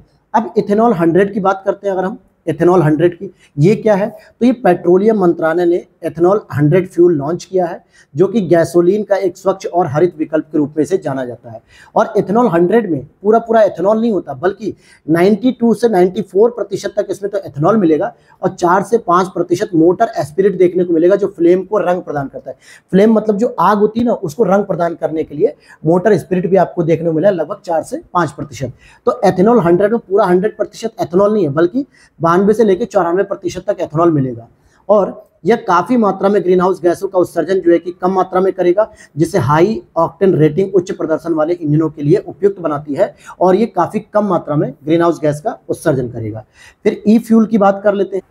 तो ये जो ई फ्यूल है ये क्या करता है, अंतर्राष्ट्रीय ऊर्जा एजेंसी ने the role of e fuels in decarbonising transport शीर्षक से एक रिपोर्ट जारी की है, जिसमें कहा गया कि जैसे आप जो फ्यूल का प्रयोग करते हो, पेट्रोल का, डीजल का, सीएनजी का, तो इसमें कह रहा है कि अब ई फ्यूल्स के उपकरण के तौर पे ई मीथेन, ई कैरोसिन, ई मेथनॉल, ये सभी गैस या तरल रूप में उपयुक्त होंगे। किसमें? गैस या तरल रूप में उपयोग किए जाएंगे, और नवीकरणीय और डीकार्बोनाइजिंग विद्युत के उपयोग से किया जा सकता है इसको।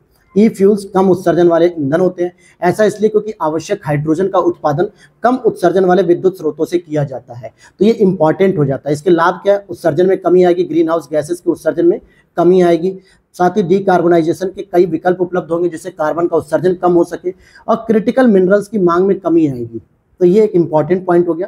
फिर मृदा आधारित माइक्रोबियल फ्यूल सेल जो होते हैं वो कुछ खास नहीं थे, लेकिन मैंने अंडरलाइन कर दिया है, आप चाहते हैं यहाँ पे पढ़ सकते हो, लेकिन मुझे कुछ खास नहीं लगा।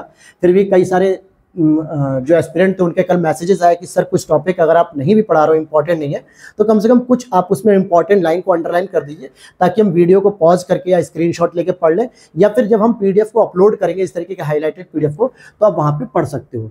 तो ये चीज़ें थी। अब हम चलते हैं इलेक्ट्रिक पैसेंजर कारों के विनिर्माण को बढ़ावा देने के लिए योजना क्या क्या है, जिससे इलेक्ट्रिक कार, अभी देखो इलेक्ट्रिक कार क्या होती है, जो आप पर्सनल यूज के लिए यूज करते हो, जिसमें डीजल पेट्रोल की जो कारें होती हैं, लेकिन जब आप उसको इलेक्ट्रिक व्हीकल के रूप में लेते हो तो आपकी इलेक्ट्रिक व्हीकल होगी। लेकिन जो पैसेंजर को ढोने का काम करती है, जैसे ओला, कैब, उबर, ये जो है जिसके माध्यम से आप एक जगह से दूसरी जगह जाते हो, ओला बुक करते हो या फिर आपका उबर बुक करते हो, बहुत सारे अलग अलग प्लेटफॉर्म्स हैं जहां से आप कैब बुक करते हो। वो कैब क्या होती है? कमर्शियल होती है, वो सामान्यतः डीजल पे या पेट्रोल पे चलती है। लेकिन अब कहा जा रहा है कि उन गाड़ियों को भी आप इलेक्ट्रिक रूप में तैयार करो, अर्थात कि हम जो पैसेंजर व्हीकल लेंगे वो भी आपका इलेक्ट्रिक ही होना चाहिए, और इसकी मैन्युफैक्चरिंग को बढ़ावा देने पर फोकस किया जा रहा है। तो इसके लिए आपको ये देखना होगा कि भारत सरकार ने इलेक्ट्रिक पैसेंजर कारों के विनिर्माण को बढ़ावा देने की योजना को मंजूरी दे दी है कि अब इसकी मैन्युफैक्चरिंग की जाएगी इस तरीके से। और इसमें अगर मुख्य बातों पे फोकस करें तो ये भारी उद्योग मंत्रालय यानी कि मिनिस्ट्री ऑफ हैवी इंडस्ट्री के नाम से जाना जाता है, इसको जो है कि शुरू किया गया इसके द्वारा। और परियोजना प्रबंधन एजेंसी PMA सचिवीय, प्रबंधकीय और कार्यान्वयन संबंधी सहायता प्रदान करेगी, ये इसकी कार्यान्वयन एजेंसी होगी। लेकिन एजेंसी से ज़्यादा इंपॉर्टेंट है आपका मंत्रालय। अब बात करेंगे क्या क्या बातें हैं यहाँ पे, तो जो पात्रता है, किसको किसको जो है कि मंजूरी दी जाएगी, कौन कौन से ऐसे इन्वेस्टर्स या कंपनी होंगी जो इस तरीके के मैन्युफैक्चरिंग यूनिट को ओपन कर सकेंगी। तो उसके लिए कुछ बेसिक क्राइटेरिया है। मंजूरी प्राप्त आवेदक, जिसने मान लो फाइल किया कि हाँ भाई हमें मंजूरी दीजिए क्योंकि हम भारत में इस तरीके की मैन्युफैक्चरिंग यूनिट को लगाना चाहते हैं।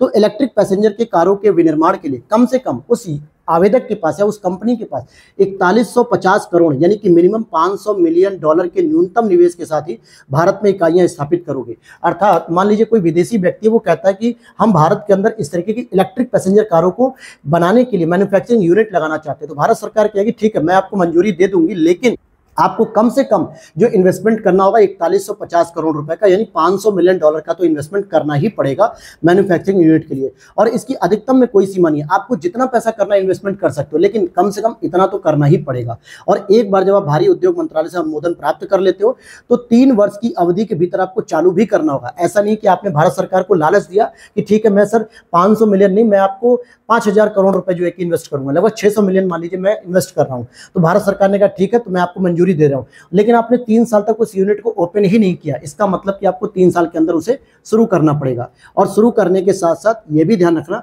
कि आप अनुमोदन जब भी आपको मिल जाएगा ना हैवी इंडस्ट्री से, तो 3 वर्ष के अंदर भीतर 25% तक का आपको डोमेस्टिक वैल्यू एडिशन करना पड़ेगा न्यूनतम। और नहीं तो अगर आप देखोगे कि अनुमोदन पत्र प्राप्त हो जाता तो 5 वर्ष की अवधि में कम से कम 50% का जो है कि डीवीए प्राप्त करना होगा, डोमेस्टिक वैल्यू एडिशन। इतना जो है कि उसमें इन्वेस्टमेंट आपको बढ़ाते रहना पड़ेगा, ये चीज़ आपको पता होनी चाहिए। और साथ में इलेक्ट्रिक पैसेंजर व्हीकल के लिए उत्पादन से संबंधित जो प्रोत्साहन था, यानी कि प्रोडक्शन लिंक्ड इंसेंटिव ऑटो योजना के प्रदर्शन मानदंडों को लागू किया जाएगा। और यह योजना 5 वर्ष के लिए भारत सरकार ने अधिसूचित की है। तो समझ में आ गया कि कौन इसके लिए पात्र होगा। जो हैवी इंडस्ट्रियल जो मिनिस्ट्री है इससे आवेदन प्राप्त कर लेगी अनुमोदन, और लगभग न्यूनतम जो है कि $500 मिलियन या आप कह सकते हो कि 4150 यानी 4150 करोड़ रुपए का इन्वेस्टमेंट करेगा। ठीक है, अब यहाँ पे एक इलेक्ट्रिक मोबिलिटी प्रमोशन स्कीम की बात कर लेंगे, जो कि EMPS की बात करेंगे। तो केंद्रीय भारी उद्योग मंत्रालय मिनिस्ट्री ऑफ हैवी इंडस्ट्री ने EMPS 2024 को शुरू किया, इलेक्ट्रिक मोबिलिटी प्रमोशन स्कीम।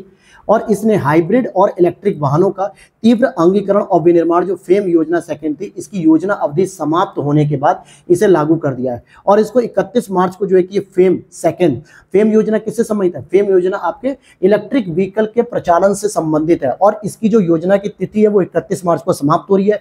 उसके बाद EMPS शुरू हो जाएगा, और EMPS केवल 4 महीने के लिए रहेगा, 1 अप्रैल 2024 से जुलाई 2024 तक ही रहेगा। शुरुआत कौन कर रहा है? भारी उद्योग मंत्रालय कर रहा है। ग्रीन मोबिलिटी को गति देने के लिए इलेक्ट्रिक टू व्हीलर और इलेक्ट्रिक 3 व्हीलर वाहनों को तेजी से अपनाने के लिए प्रोत्साहित किया जाएगा, और इलेक्ट्रॉनिक व्हीकल सिस्टम का जो है कि एक इकोसिस्टम भी डेवलप किया जाएगा।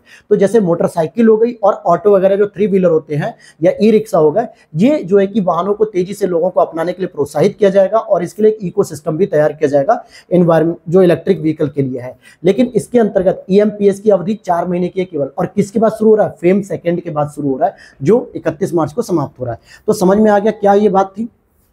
वहीं आप इसमें देखोगे कि मूल उपकरण जो निर्माता होंगे इन्हें भारी उद्योग मंत्रालय में पंजीकृत होना जरूरी है, और साथ ही उनके प्रत्येक इलेक्ट्रॉनिक व्हीकल मॉडल को मंत्रालय से मंजूरी लेना भी जरूरी है। ऐसा नहीं कि उन्होंने अपनी मनमर्जी जो है कि कोई भी मॉडल बना दिया, उन्हें भारत सरकार के भारी उद्योग मंत्रालय से परमिशन लेना भी जरूरी है, मंजूरी भी लेना जरूरी है।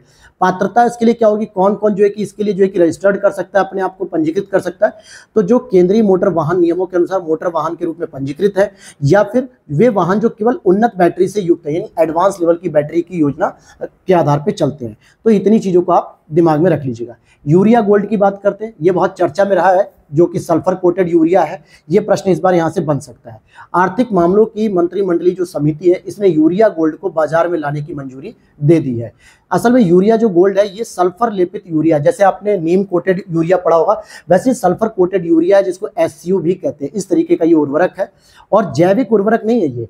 इसे सामान्यतः पहले से गर्म किए गए यूरिया के दानों को पिघले हुए सल्फर के साथ कोटिंग करके तैयार करते हैं। तो ये मुख्य रूप से कोई बायो फर्टिलाइजर नहीं है, बल्कि जो पहले से ही गर्म किया हुआ जो यूरिया होता है, उसके दाने जब पिघल जाते हैं गर्म करने पे, तो वहां पे सल्फर के साथ कोटिंग करके इसको तैयार कर लिया जाता है।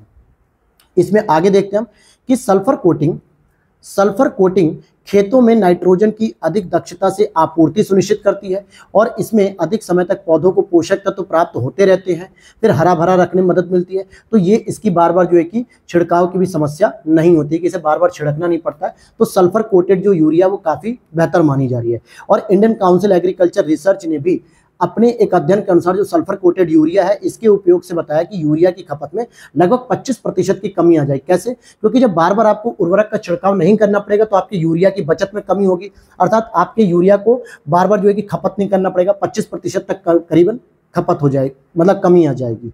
और आप देखोगे इसमें पर्यावरण अनुकूल उर्वरक भी माना जा रहा है इसे।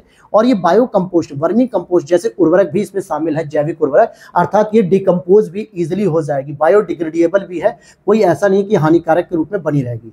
और भारत में ईएफपी का मतलब होता है इन्वायरमेंटली फ्रेंडली, जो कि फर्टिलाइजर होते हैं, इन्वायरमेंट फ्रेंडली फर्टिलाइजर, यानी पर्यावरण अनुकूल जो उर्वरक होते हैं, इनको शुरू करने के लिए जैसे पीएम प्रणाम जो कि 2023-24 के बजट में शुरू किया गया था कि जो जैव उर्वरक होती है, जैविक उर्वरक होती है, उनके कुछ विकल्प लगाए जा रहे हैं, जिसमें विकल्प के तौर पर आप और भी जो है कि, ठीक है, तो पीएम प्रणाम हो गया। फिर नैनो यूरिया और नीम लेपित यूरिया को भी मंजूरी दी गई है, नैनो यूरिया और नीम लेपित यूरिया को भी मंजूरी दी गई है, जिसमें प्रधानमंत्री किसान समृद्धि केंद्र हो जाएगा और गोवर्धन जो कि galvanising organic bio agro resources योजना, जैविक खाद से तैयार करने में मदद मिलेगी। तो ये सारी चीजें आप देखोगे कि इसका बेनिफिट है सल्फर कोटेड यूरिया के बारे में। अब हम बात करेंगे पृथ्वी विज्ञान योजना।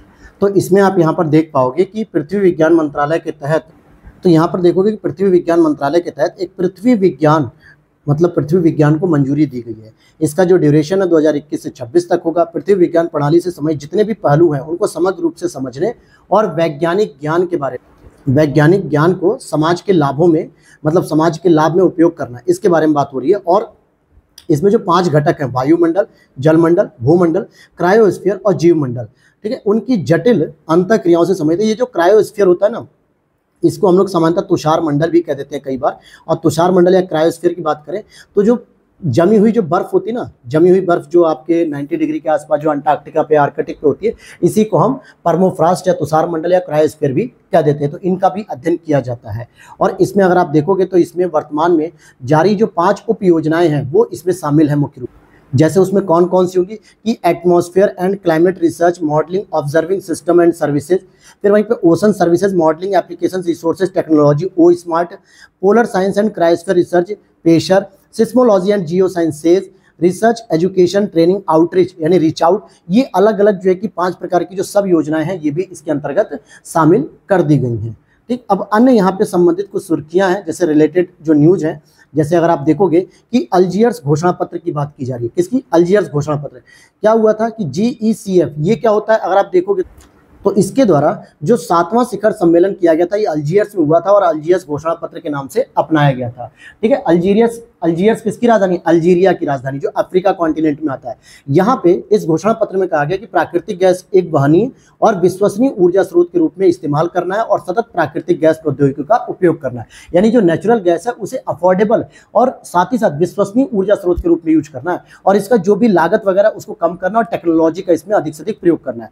अब GECF के बारे में बात करेंगे तो दोहा कतर में स्थित इसका हेडक्वार्टर है, अंतर सरकारी संगठन है। मुख्य रूप से प्रमुख गैस निर्यातक देश शामिल है। तो बताओ क्या इसमें गैस निर्यातक में भारत शामिल होगा? तो हम कहेंगे नहीं, क्योंकि भारत गैस का आयात करता है, निर्यात नहीं करता है। इसीलिए भारत न तो इसका सदस्य है और न ही इसका पर्यवेक्षक है। लेकिन इसमें जो शामिल है देश वो जैसे अल्जीरिया, बोलीविया, मिस्र, Equatorial Guinea, Iran, Libya, Nigeria, Qatar, रूस, त्रिनिदाद टोबैगो, संयुक्त अरब अमीरात और वेनेजुएला, जो मुख्य रूप से गैस के निर्यातक देश हैं, इनका ये संगठन है जिसका 7वां शिखर सम्मेलन अल्जीरिया में हुआ था। तो मुख्य रूप से ये यहाँ पे उत्पादकों और उपभोक्ताओं के बीच में सार्थक संवाद के लिए एक तंत्र स्थापित करता है। फिर आगे देखते हैं financial agro chemical reduction and management कार्यक्रम, जिसे हम फार्म के नाम से जानते हैं, FARM।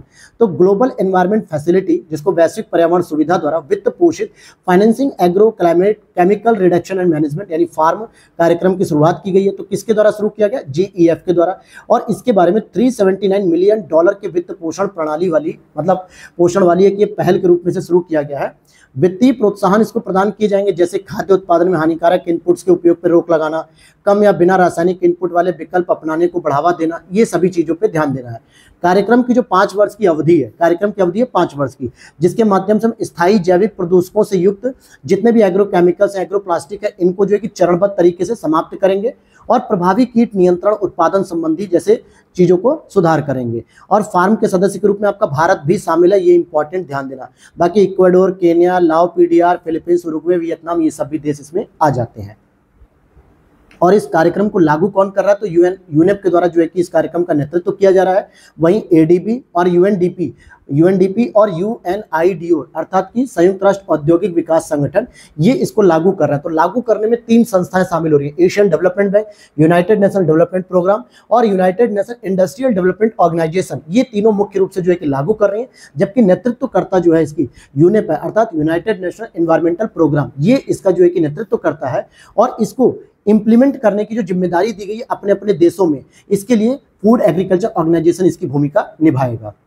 फिर यहाँ पे ग्रीन फ्यूल्स अलायंस इंडिया की बात करेंगे तो ये डेनमार्क के अंतर्गत ग्रीन फ्यूल्स जो अलायंस है इंडिया पहल की घोषणा की गई, जो कि भारत और डेनमार्क के बीच में, अभी हमने इससे पहले पढ़ा था भारत और नीदरलैंड के बारे में, याद होगा, ठीक है, फ्यूल्स के बारे में रिलेटेड था वो भी। और यहाँ पे आप देखोगे कि GFAI ये भारत और डेनमार्क के बीच में 2020 में ही हस्ताक्षरित कर लिया गया था हरित रणनीतिक साझेदारी और ग्रीन स्ट्रेटेजिक पार्टनरशिप के अंतर्गत।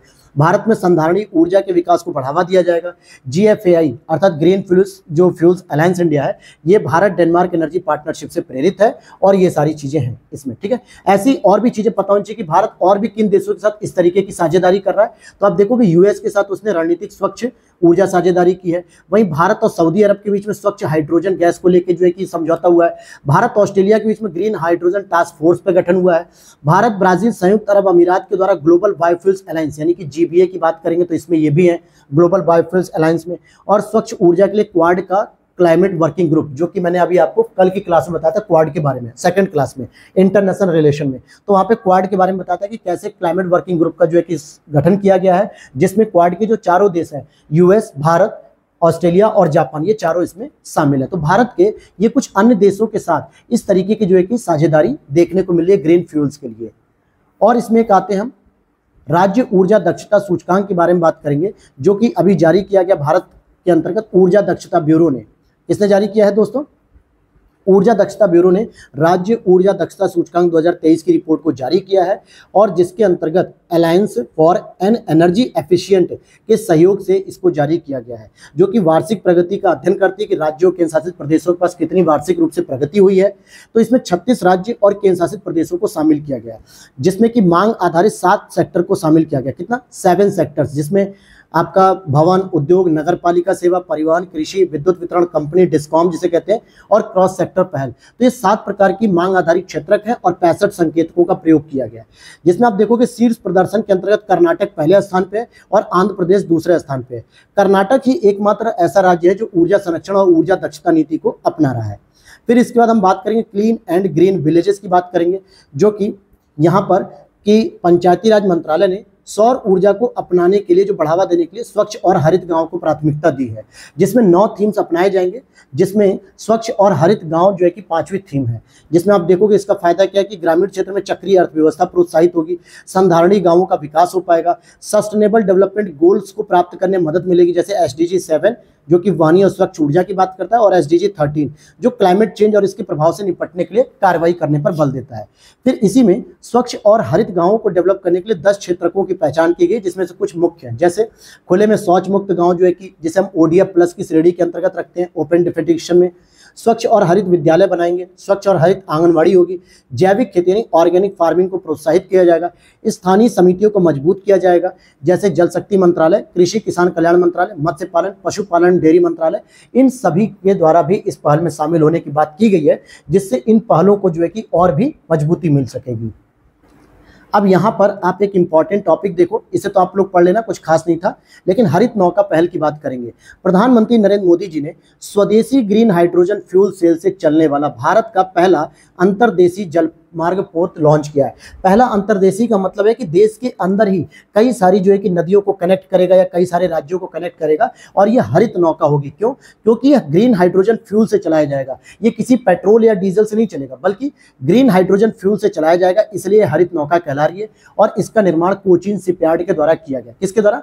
कोचीन शिपयार्ड के द्वारा किया गया है। और हरित नौका पहल का जो उद्देश्य है कि जहाजों को अपनाकर समुद्री परिदृश्य को बदलना और हरित इकोसिस्टम को भी अपनाना है, लेकिन इसके लिए पहले आपको अंतर्देशीय जो है कि जलमार्ग में चलाना पड़ेगा, इसका ट्रायल करना पड़ेगा। इन सभी चीजों को एक पायलट प्रोजेक्ट के तौर पे शुरू किया जा रहा है। जब ये सक्सेस हो पाएगा राज्यों के अंतर्गत अंतर्देशीय जलमार्गों में, तब हम इसका जो है कि उद्घाटन समुद्रों के माध्यम से भी, समुद्री जो है कि लोकेशन है उसमें भी शुरू करेंगे। और इसका एक बहुत बड़ा टारगेट है कि 2047 तक कैसे भी करके हम शून्य उत्सर्जन वाले टारगेट्स को प्राप्त कर पाएं।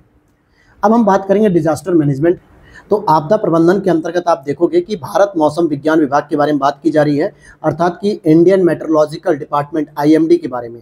IMD ने अभी हाल ही में 150वीं वर्षगांठ आयोजित की है, यानी इसका सेलिब्रेशन किया।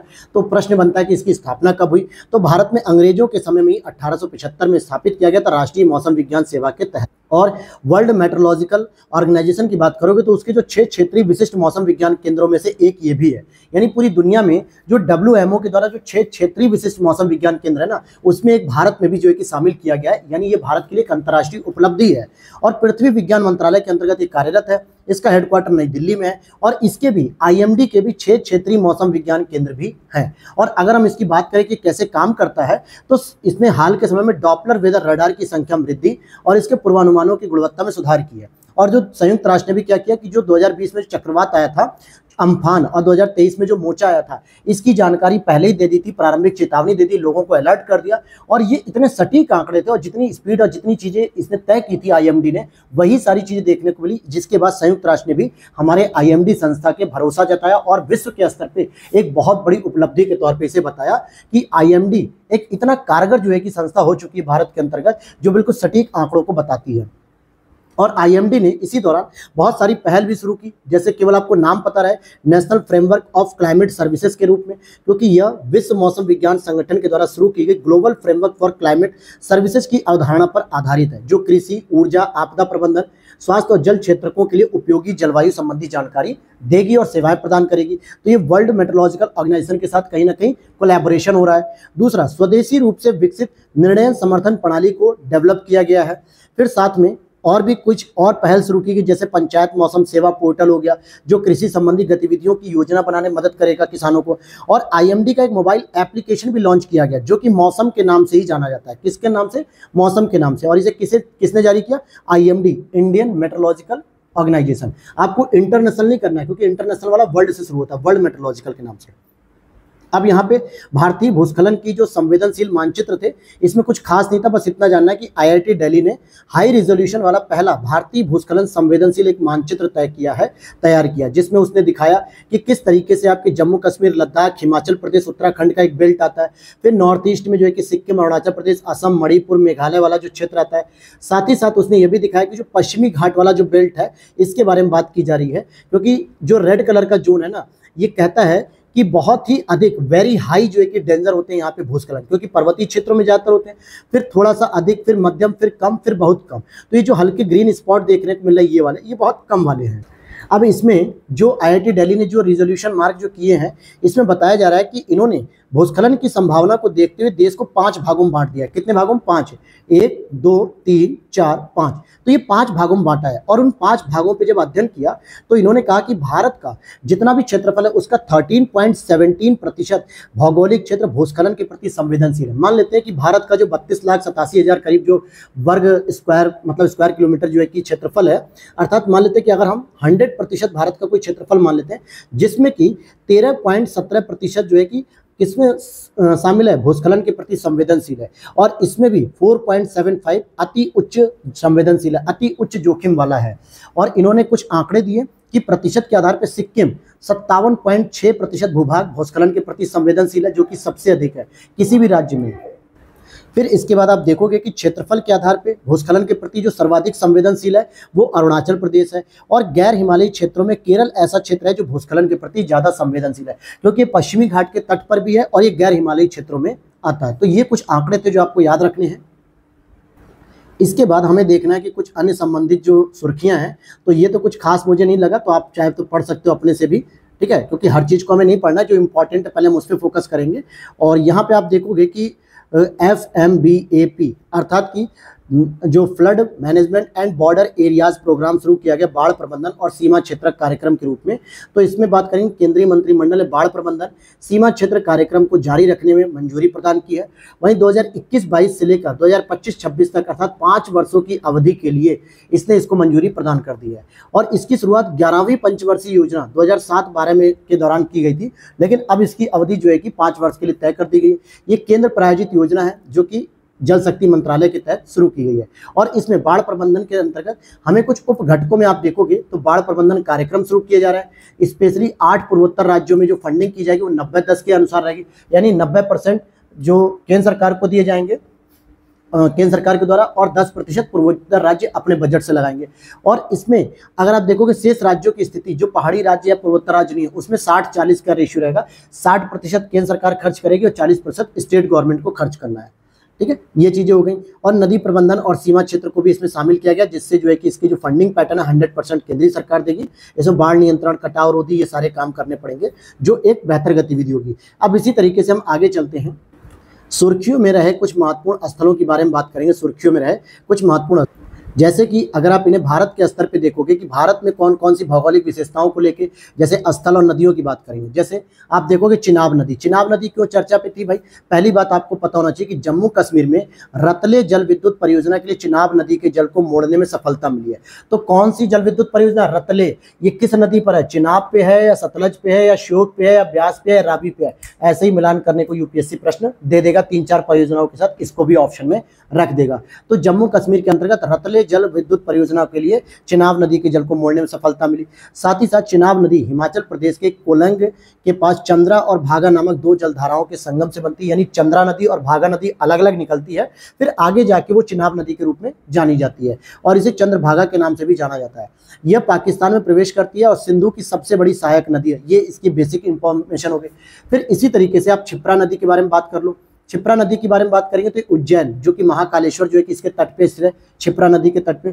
कैग ने अपने परफॉर्मेंस ऑडिट में यह उल्लेख किया कि सरकारी एजेंसियों की कार्रवाइयों के बावजूद भी क्षिप्रा नदी अभी भी प्रदूषित बनी हुई है, यानी इसमें अभी भी प्रदूषण की मात्रा उतनी ही बनी हुई है जैसे पहले थी। ठीक है, और इसके तट पे उज्जैन अवस्थित है। मुख्य सहायक नदियों में काह और गंभीर इसकी कुछ मुख्य सहायक नदियां हैं।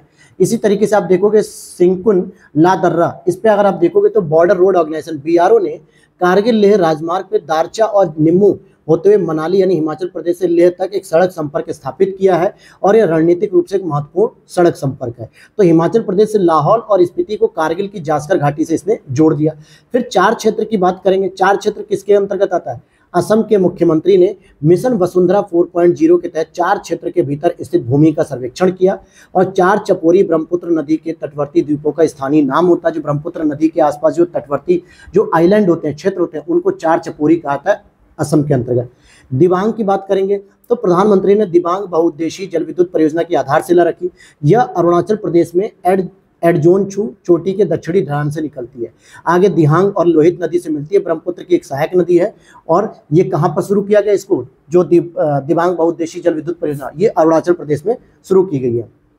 वहीं मणिपुर की इम्फाल नदी के बारे में बात करेंगे अगर हम, तो मणिपुर के लीमाखोंग पावर स्टेशन से हैवी फ्यूल लीक होने के बाद एक जलधारा में मिल गया और चिंता का विषय यह है कि इसने इम्फाल नदी में जाकर मिलती है यह जलधारा।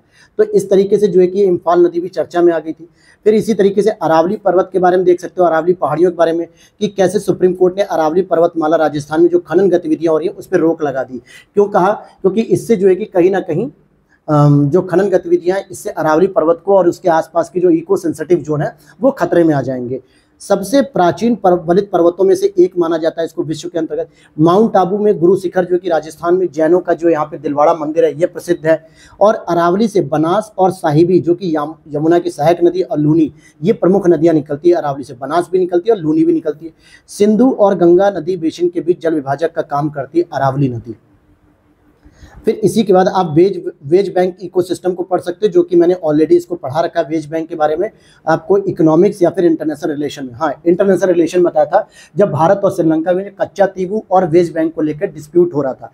लेक्चर नंबर 3 में या 2 में आपको मैंने पढ़ाया कि कन्याकुमारी के पास जो वेज बैंक है वहाँ पे, तो वहाँ से आप इसको रिविजन कर लेना। इसके बाद आप देखोगे अंतर्राष्ट्रीय स्तर पे जैसे ग्रेट लेक्स की बात करेंगे, जो कि मैंने मैपिंग में कराया नॉर्थ अमेरिका में। तो उत्तरी अमेरिका में ग्रेट लेक्स में लगातार दूसरे वर्ष औसत से काफ़ी कम हिम आवरण दर्ज किया गया है, जिसमें सुपीरियर, मिशिगन, ह्यूरॉन, एरी, एंटोरियो झील आती हैं। और ये विश्व पर जो ये झील मिलकर जो है पृथ्वी पर सबसे बड़े ताजे पानी का स्रोत बनती हैं। मिशिगन झील को अगर छोड़ दिया तो बाकी सभी झीलें कनाडा और संयुक्त राज्य अमेरिका की प्राकृतिक सीमा तय करती हैं, जो यहाँ के लोकेशन में है। मिशिगन एकमात्र ऐसी जो झील है इनमें से जो पूरी तरीके से यूएसए के अंतर्गत आती है। पनामा नहर की बात करेंगे तो पनामा नहर भीषण सूखे का सामना कर रही है और यह नहर अटलांटिक महासागर, कैरिबियन सागर को प्रशांत महासागर से जोड़ती है, क्योंकि यहाँ पर है। कहाँ पर है दोस्तों? आप देख पाओगे जहाँ पे मैं ब्लू कलर कर रहा हूँ, यहाँ पे। तो यहाँ पे आपका कैरिबियन सी है जो कि अटलांटिक ओशन को जोड़ता है और यहाँ पे आपका नीचे पैसिफिक ओशन है, तो इनको जो है कि आपस में जोड़ता है। लेकिन पनामा नहर भी अब भीषण सूखे का सामना कर रही है। सूख जाएगी तो अटलांटिक और प्रशांत के बीच में संपर्क टूट जाएगा। यूएसए ने कराया था इसका निर्माण 1914 के बाद संयुक्त राज्य अमेरिका का इस पर नियंत्रण था और 1999 में अमेरिका ने यह नियंत्रण पनामा को सौंप दिया था, जो पनामा देश है। फिर इसके बाद आप टॉपिक देखोगे अफ्रीका कॉन्टिनेंट में रेटबा झील या लेक रोज या पिंक लेक या सेनेगल, इस तरीके से इसके नाम है। नाइट्रेट के स्तर में अचानक वृद्धि के कारण यह झील सूखने के कगार पे पहुंच गई और शैवाल की उपस्थिति के कारण ही इसका रंग पिंक कलर का हो गया। क्या हो गया? इसका रंग पिंक कलर का हो गया है। अब यहाँ पे सुर्खियों में रहे कुछ देश है इंपॉर्टेंट, जैसे कंबोडिया आपका चर्चा में रहा है। तो कंबोडिया कहाँ पे आता है? इस जगह पे आता है, ठीक है, जो मेकांग नदी के रूट में भी आता है। तो इसकी राजधानी नोम पेन है। भारत कंबोडिया में बाघों को पुनः बसाने की योजना बना रहा है और इसी पर विशेष ध्यान देते हुए उसने जैव विविधता संरक्षण पर कंबोडिया के साथ एक समझौता ज्ञापन कर लिया और इसीलिए चर्चा में आ गया। तो पूछा जा सकता है कि भारत किस आसियान देशों में बाघों को पुनः बसाने की योजना बना रहा है? तो आंसर होगा कंबोडिया। मैक्सिको चर्चा में रहा, जो कि ये वाला मतलब अमेरिका के नीचे देखने को मिलता है, गल्फ ऑफ मैक्सिको वगैरह, नॉर्थ अमेरिका कंटिनेंट में इसकी राजधानी मैक्सिको सिटी है और मैक्सिको सिटी में भी डे जीरो की स्थिति बन गई। डे जीरो का मतलब होता है एक ऐसा दिन जहां पे बिल्कुल ही पानी नहीं है उपयोग करने के लिए लोगों को, तो इसे भी जो है कि डे जीरो कहा जाता है। वहीं कैमरून की बात करेंगे। कैमरून जो कि आपका अफ्रीका कंट्री है। कौन सी है? अफ्रीका कंट्री है। इसमें देखोगे कि इसने नागोया प्रोटोकॉल अपनाया है। यह प्रोटोकॉल आनुवंशिक संसाधनों तक पहुंच, उनके उपयोग से उत्पन्न लाभों के उचित और न्याय संगत तरीके के साझाकरण पर केंद्रित होती है, जो कि CBD के अंतर्गत आता है। तो यहाँ पर आप देखोगे कैमरून ये है, तट के पास है, अटलांटिक ओशन और गल्फ ऑफ गिनी के पास है। तो इसकी बाउंड्री वगैरह आप देखोगे चाड से लगती है, नाइजीरिया से लगती है, गैबन से लगती है, रिपब्लिक ऑफ कॉन्गो से लगती है, सेंट्रल अफ्रीकन रिपब्लिक से लगती है। तो ये इसकी बाउंड्री भी आपको शेयर करते हुए पता होनी चाहिए। बेल्जियम की बात करेंगे तो इसने इकोसाइड को राष्ट्रीय और अंतर्राष्ट्रीय अपराध के रूप में स्वीकार करने वाला यूरोप का पहला देश बन गया। इकोसाइड क्या होता है? पर्यावरण संबंधी व्यापक और दीर्घकालिक जो नुकसान होता है, इसके स्तर पे ये यूरोप का पहला देश हो गया जिसने नेशनल और इंटरनेशनल क्राइम इसको माना है। और इस शब्दावली का प्रयोग सबसे पहले अमेरिकी जो बायोलॉजिस्ट थे, जीव विज्ञानी आर्थर गैस, इन्होंने 1970 में किया है। अब यहाँ पे बेल्जियम की लोकेशन आप देखोगे यूरोपीय देश, तो यहाँ पे नॉर्थ सी के साथ ये बाउंड्री शेयर कर रही है, इधर फ्रांस के साथ शेयर करती है, इधर नीदरलैंड के साथ इसकी बाउंड्री शेयर होती है बेल्जियम की, और यहाँ पे जर्मनी। बेल्जियम की जो राजधानी है वो ब्रुसेल्स है। क्या है? ब्रुसेल्स है। तो ये जो है कि लोकेशन आपको पता रहनी चाहिए। इधर आपके नॉर्थ सी से ये बाउंड्री शेयर करता है बेल्जियम। तो इतनी बातें आपको क्लियर हो गई होंगी। और ये इरेट्रा था जो PT 365 जो अप्रैल से दिसंबर की थी, ठीक है, उसमें जो शुद्धि पत्र है इसके बारे में है कि जो कुछ गलतियां होती है उसे सही किया जाता है। फिर आगे हम लोग देखेंगे। अब अगली क्लास हमारी कल रहेगी जिसमें हम लोग सोशल इश्यूज से पहले मैं चाहूंगा कि पहले हम लोग साइंस को कवर करेंगे, ठीक है, क्योंकि साइंस इंपॉर्टेंट है, जहां से प्रश्न बनता है। सोशल इश्यूज से जो भी है टॉपिक कुछ भी नहीं छोड़ेंगे, या चलिए हम देख लेते हैं कि सोशल इश्यूज ही अगर एक साथ करना होगा तो हम उसे ही कर लेंगे, ठीक है, ज्यादा टॉपिक होंगे नहीं तो इसी कर लेंगे, एक सीरीज वाइज करेंगे। और आज हमारे जो है कि लगभग 170 प्लस पेजेस हो चुके हैं, टोटल 260 आसपास पेजेस हैं। तो 260 पेजों में आप देखोगे कि 170 पेजेस कंप्लीट हो चुके हैं, लेकिन अभी आपके 90 पेज बच रहे हैं, जिसको मैं अगले 2 लेक्चर में कंप्लीट करूंगा 45 पेजेस के टारगेट के साथ। और अगली 2 क्लासेस आपकी बड़ी होंगी, क्योंकि मैंने अभी सोसाइटी के बारे में, सोशल इश्यूज के बारे में अभी पढ़ा नहीं है। आप देख सकते हो यहाँ पे कहीं भी मार्क नहीं किया है, तो ऐसे में मैं इसको नहीं पढ़ा सकता, क्योंकि पढ़ने के बाद मैं ये चीज़ों को समझ पाता हूँ ना कि कैसे कनेक्ट करना है, कैसे आपको इजी फॉर्म में बताना है, कैसे आपको हर चीज़ों से लिंक करना है, आपके आसपास की गतिविधियों से लिंक करना है। तो इन चीज़ों के लिए समय चाहिए होता है। तो कोशिश करता हूँ कल आपको इसकी क्लास मिल जाएगी, एक लॉन्ग क्लास रहेगी लगभग 2 घंटे की, और उसके बाद परसों आपका ये कंप्लीट हो जाएगा। तो वीडियो अच्छी लगी हो तो लाइक करता है, चैनल पे पहली बार हो तो सब्सक्राइब कर लेना। और इसकी जो PDF है मैंने ऑलरेडी 4 दिन पहले टेलीग्राम पे पोस्ट की थी, और जो अंडरलाइन वाली जो हाईलाइटेड PDF है ये आपको 2 लेक्चर और जो बचे हुए, लेक्चर नंबर 6 और लेक्चर नंबर 7, उसके आने के बाद ये भी मिल जाएगी। तो मिलते हैं नेक्स्ट वीडियो में। Thanks for watching.